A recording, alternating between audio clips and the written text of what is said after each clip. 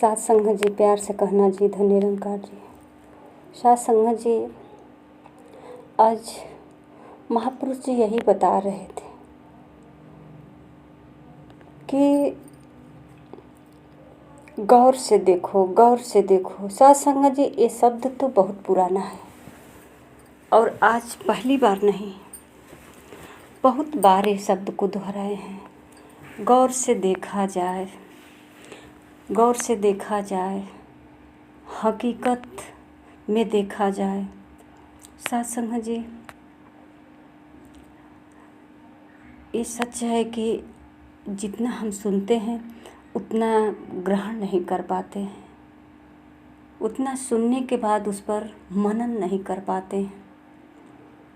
सात संगत जी, अचानक ऐसा लगा, आखिर देख तो रहे हैं, सुन ही तो रहे हैं, फिर गौर शब्द क्यों बार बार आता है स्टेज से।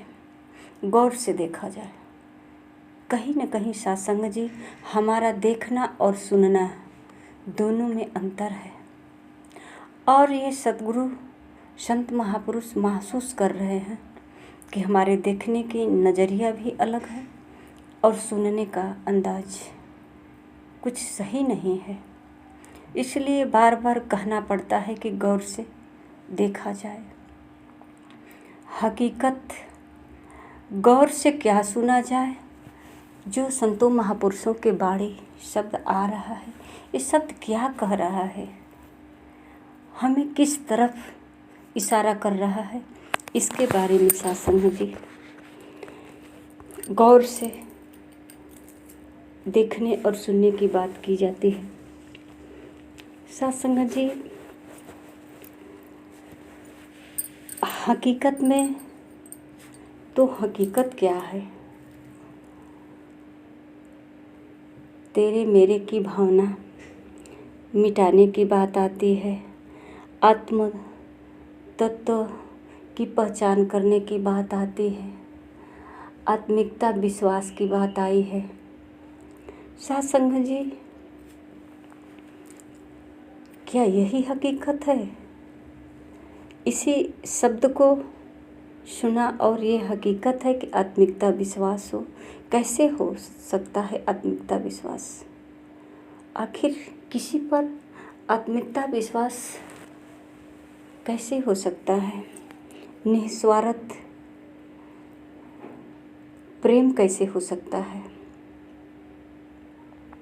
सात संगत जी, हकीकत यही है कि आज संसार में अगर देखा जाए तो निस्वार्थ सिर्फ एक माँ ही प्यार करती है अपने बच्चों को, सिर्फ माँ।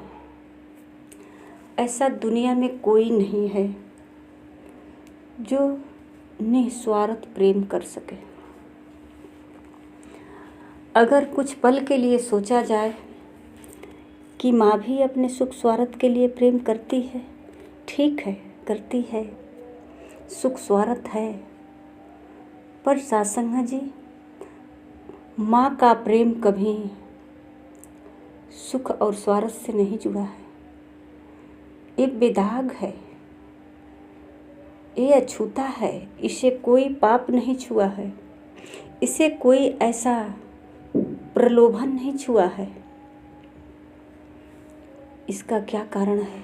हकीकत में देखा जाए, आज यही हकीकत के बारे में सोचा कि हकीकत में क्या देखा जाए। सात संगत जी, एक माँ पिता कैसे अपने बच्चे से निस्वार्थ प्रेम कर सकते हैं। बच्चे चाहे गूंगा हो, बहरा हो, लंगड़ा हो या स्वभाव उसका ठीक नहीं हो, चाल चलन ठीक नहीं हो, फिर भी माता पिता के दिल से ममता नहीं निकलता है। क्या लेना देना है ये तो अलग की बात है, लेकिन अगर पिता के सीने में या माँ के सीने में कोई ऐसा यंत्र हो जो देखा जाए तो सात संगत जी, वो प्रेम इतनी कोमल, इतनी सुगंधित, इतना खूबसूरत है उसका बगीचा, जो वो कभी भी आकर्षण अपने खुशबू से, प्रेम से प्रकट हो सकता है। अगर बच्चा एक बार माँ कहकर और पिता को बुला दे तो वो तुरंत जो है हजारों उसकी पंखुड़ियाँ कड़कड़ कड़कड़ कड़कड़ कड़कड़ हिल करके झड़ जाएगी। इतने निस्वार्थ प्रेम होता है माता पिता के दिल में बच्चों के प्रति।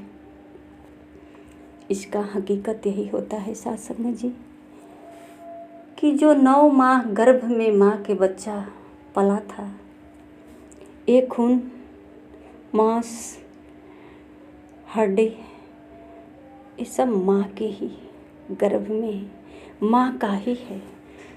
और कहा जाए कि माँ का दूसरा रूप यही है। जैसे ही बच्चा संसार में आया, माँ के गर्भ से बाहर आया, उसमें परिवर्तन शुरू हो गया। और जैसे ही उसमें परिवर्तन शुरू होता है, उसी प्रकार धीरे धीरे माँ में भी परिवर्तन शुरू होता है। माँ का धीरे धीरे चेहरा उतरता जाता है और बच्चे का धीरे धीरे निखरता जाता है, निखरता जाता है, निखरता जाता है, निखरता जाता है। कभी कभी तो ऐसा लोग कह देते हैं कि ये माँ और बेटा हो या बेटी, चाहे पिता हो बेटा हो, ये दोनों का शक्ल मिलता जुलता है, सेम वही हो जाता है।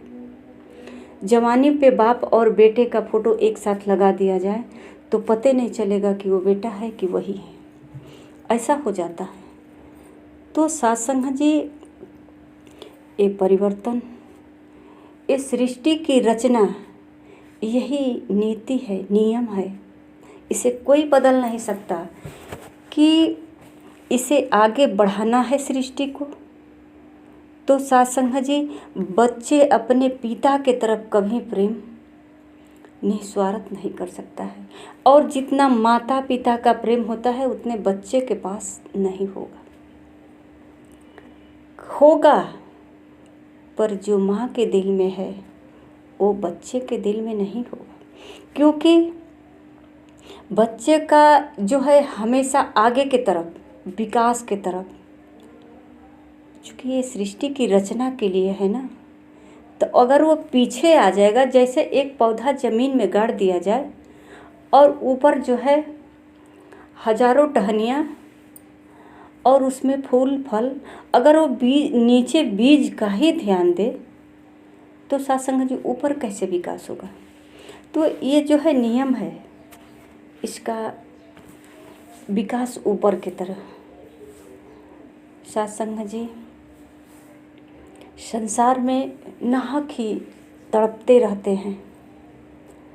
माता पिता कहते हैं कि बच्चे हमसे प्रेम नहीं करते हैं, उसकी क्या गलती है? उसकी कोई गलती नहीं है।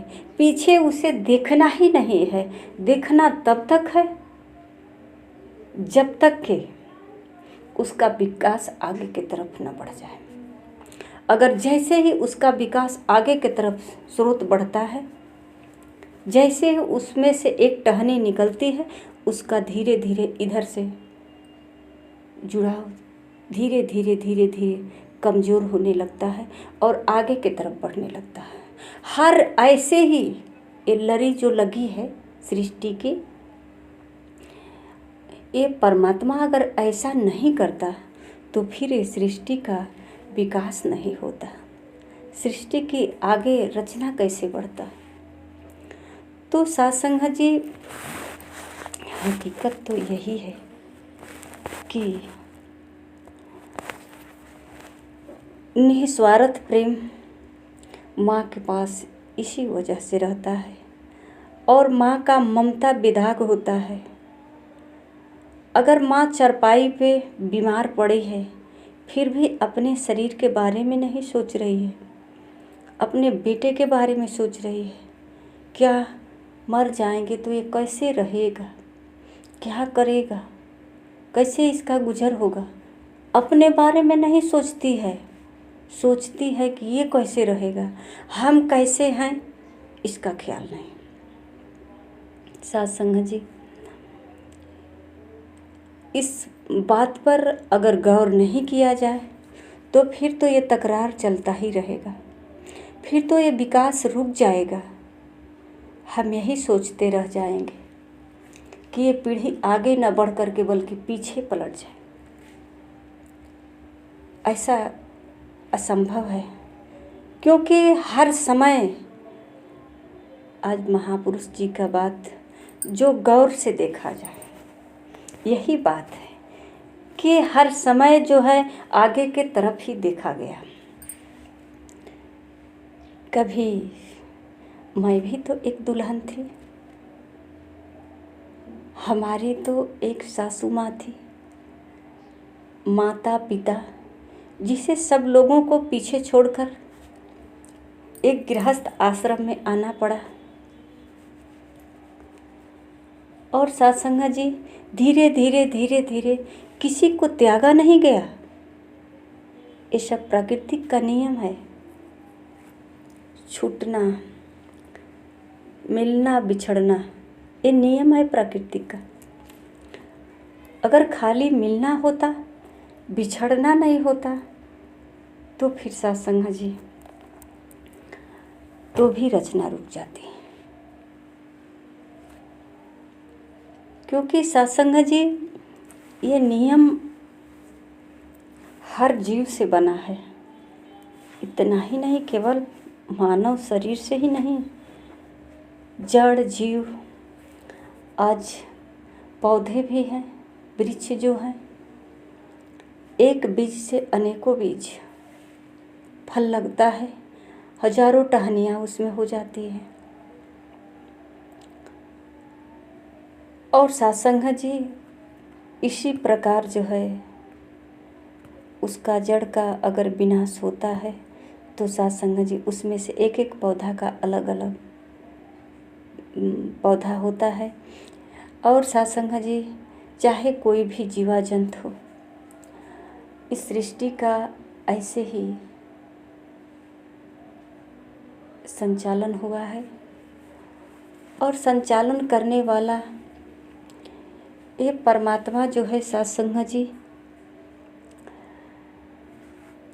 इतनी विस्तार से कर दिया है कि जब तक गौर से नहीं, ध्यान से नहीं देखा और समझा जाए तो जो मर कट जाने की नौबत है, यही कारण है कि हम गौर से कभी देखा ही नहीं, सुना ही नहीं, हकीकत को कभी जाना ही नहीं। मैं कौन हूँ इसे कभी पहचाना ही नहीं। सत्संग जी अगर एक बार माँ हकीकत को जान ले कि मैं एक माँ जरूर हूँ, अपने गर्भ में बच्चे को हमने तो पाला नहीं, ऐसा कोई अलग से पालने का हमारे पास तरीका नहीं है।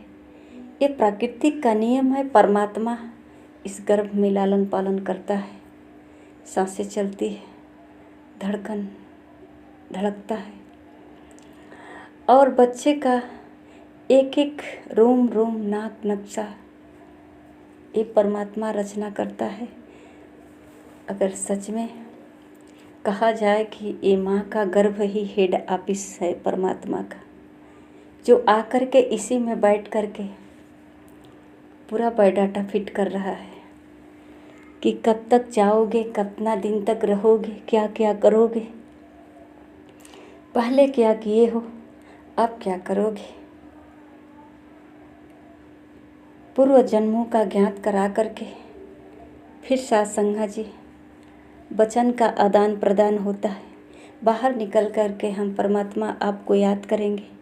इस संसार में आकर के बच्चा भूल जाता है, भूल तो स्वाभाविक जाएगा, क्योंकि ये सामने माँ को नहीं समझ पा रहा है, तो फिर परमात्मा को कैसे इतनी आसानी से समझ लेगा।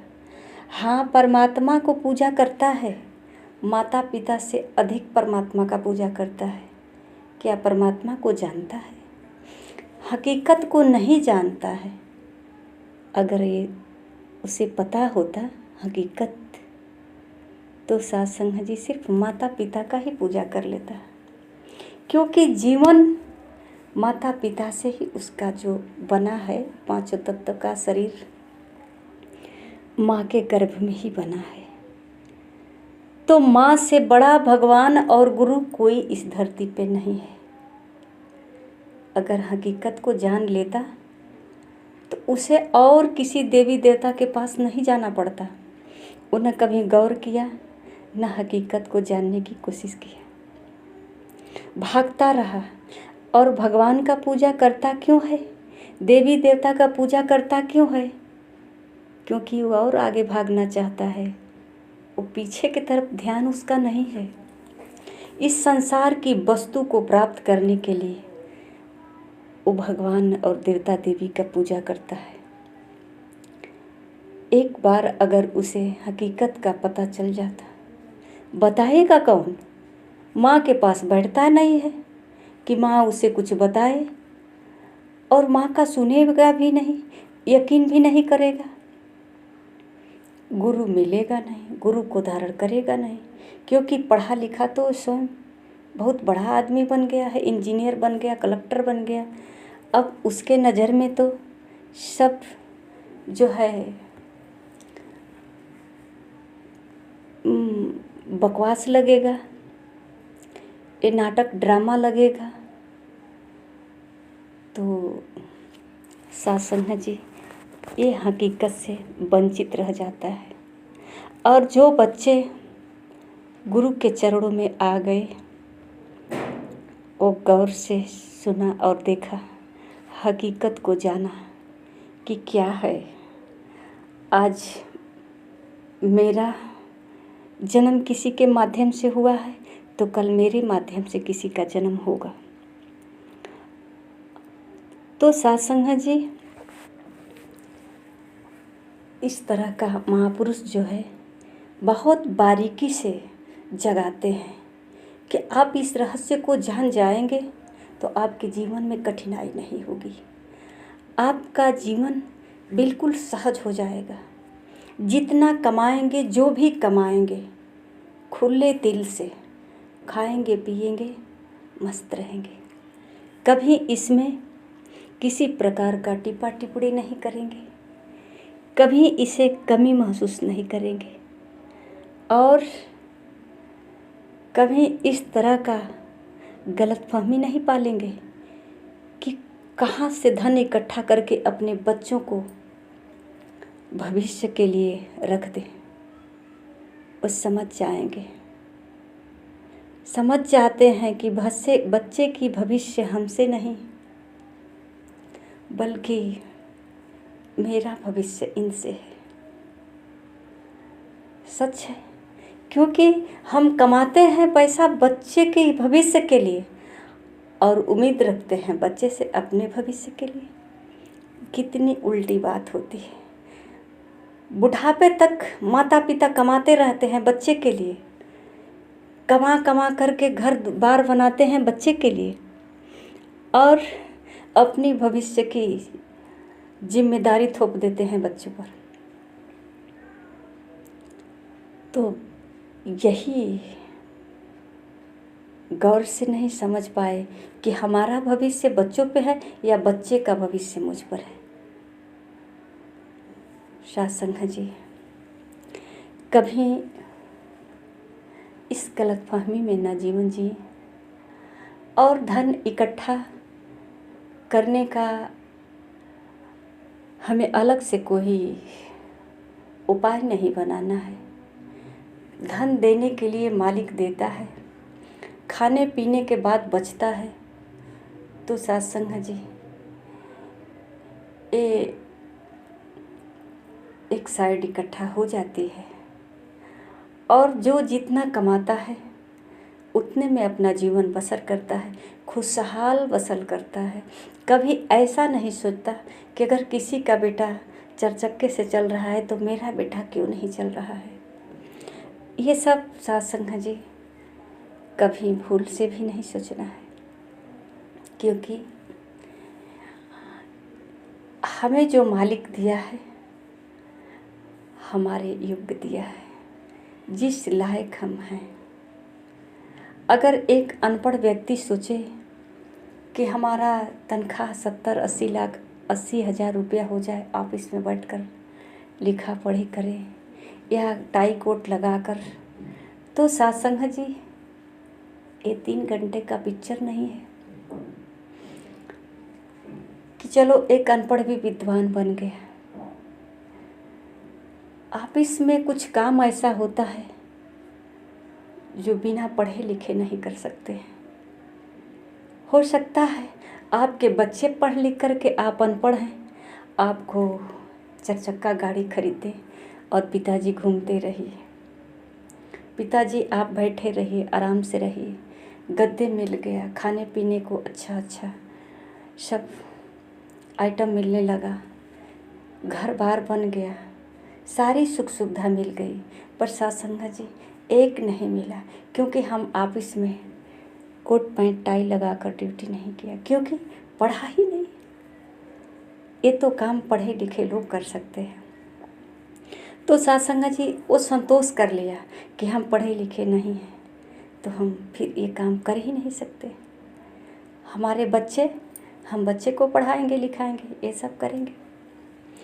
तो सत्संग जी जिस तरह इस बात के लिए हमें संतोष हो जाता है, उसी प्रकार संतोष धन के लिए भी रखना पड़ेगा कि जो भी हमारे पास धन है ये हमारे मालिक की मर्जी से है और हमारा यही हिस्सा है, यही हमारे भाग्य है। इस पर संतोष करके यही अपने जीवन को सच में और सहज में, सच्चाई यही है जो आज सामने है। आगे क्या होगा इसे कल के बारे में न कभी सोचता है, न कल किसी ने देखा है, न सत्संग जी कल कभी आया है, क्योंकि एक बीते हुए कल की बात होती है, एक आने वाला कल भी देखा नहीं जा सकता, बीते हुए कल वापस नहीं आ सकता। तो आइए सत्संग जी, आज मैं जिस हाल में हूँ, जैसा भी हूँ, जिस हाल में हूँ, ये मालिक का मर्जी है और मालिक की कृपा से जी रहा हूँ। ऐसा हमारा जीवन बन जाए। सत्संग जी प्यार से कहना। धन्य निरंकार जी।